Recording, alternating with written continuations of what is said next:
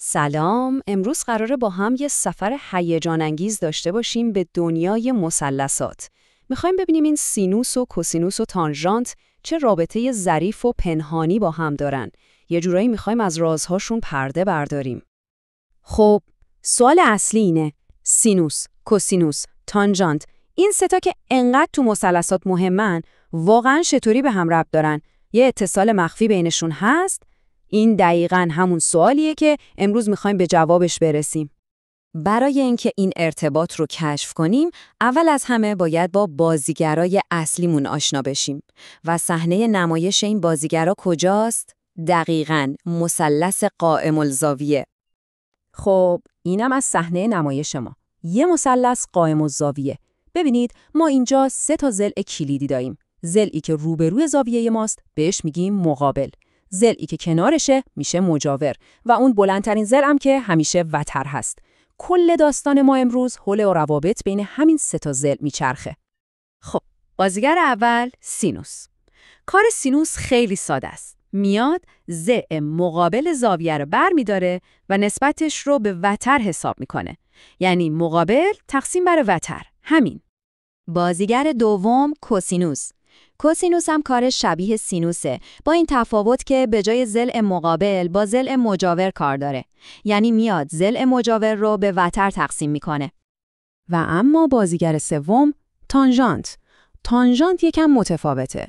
اون دیگه با وتر کاری نداره، مستقیم میره سراغ 2 تا ضلع کوتاه‌تر و اونها رو با هم مقایسه میکنه. یعنی ضلع مقابل تقسیم بر ضلع مجاور.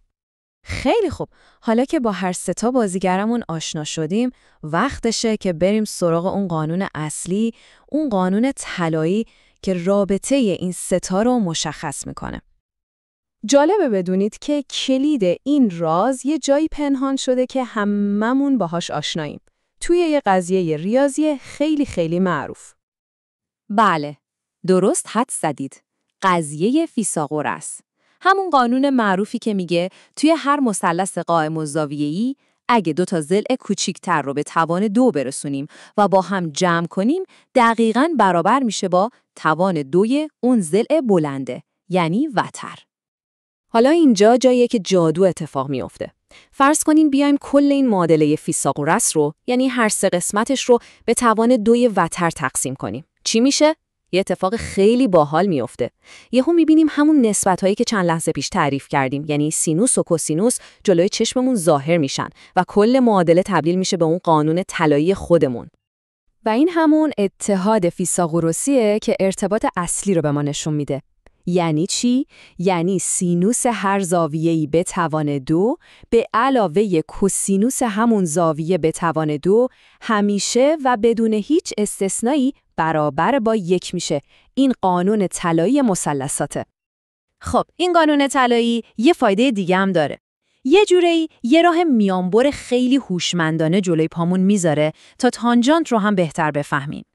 اینجاست که میفهمیم تانژانت اونقدر هم بازیگر مستقلی نیست. در واقع تانژانت چیزی نیست جز نسبت سینوس به کوسینوس. به همین سادگی. یعنی سینوس تقسیم بر کوسینوس. تانژانت یه جورایی یه فامیل نزدیک هم داره به اسم کوتانژانت. کار کوتانژانت چیه؟ دقیقاً برعکس تانژانت عمل میکنه. یعنی میشه کوسینوس تقسیم بر سینوس. خب، اصل مطلب اینجاست. نکته کلیدی اینه که اگه ما فقط یکی از این نسبت‌ها رو داشته باشیم، با کمک این قوانینی که یاد گرفتیم، میتونیم بقیه‌شون رو هم مثل پازل پیدا کنیم. باورتون نمیشه؟ بیاید با هم امتحانش کنیم. خب، فرض کنید یه معما به ما دادن. بهمون گفتن سینوس یه زاویه‌ای هست 4/5. همین، فقط همین یه تیکه اطلاعاتو داریم. حالا سوال اینه: آیا فقط با دونستن سینوس میتونیم کوسینوس و تانژانت رو هم پیدا کنیم؟ خب، معلومه که میتونیم. چطوری؟ با قانون طلاییمون شروع میکنیم. سینوس 2 به علاوه کوسینوس 2 مساوی 1. ما مقدار سینوس رو داریم 4/5. پس میذاریمش توی فرمول. 4/5 به توان 2 میشه 16/25. حالا یه معادله ساده داریم. کوسینوس به توان 2 میشه 1 منهای 16/25 که میشه 9/25. ازش جذر میگیریم و تمام. و به همین راحتی کوسینوس به دست میاد. 3/5. دیدی چقدر ساده بود؟ خب کار تقریباً تمومه. حالا هم سینوس رو داریم هم کوسینوس رو. تانجانت چی بود؟ سینوس تقسیم بر کوسینوس. پس فقط کافیه 4/5 رو به 3/5 تقسیم کنیم. نتیجهش چی میشه؟ 4/3. و معما حل شد. خیلی خوب، بریم سراغ بخش آخرمون. میخوایم ببینیم چطور همین یه دونه قانون طلایی در واقع سرچشمه یه خانواده کامل از روابط و اتحادهای خیلی مفیده. ببینید اگه همون قانون طلاییمون رو یه بار به کوسینوس به توان 2 تقسیم کنیم و یه بار دیگه به سینوس به توان 2، 2 تا اتحاد خیلی مهم و قدرتمند دیگه به دست میاد. همشون از دل همون یه قانون اصلی در میان، یعنی کل این سیستم به هم وصله. پس نکته مهمی که میخوام یادتون بمونه اینه: اینا فقط یه سری فرمول برای حفظ کردن نیستن.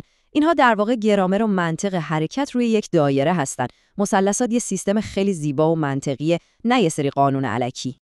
و این رو بدونید که این قوانین ساده فقط روی کاغذ قشنگ نیستن.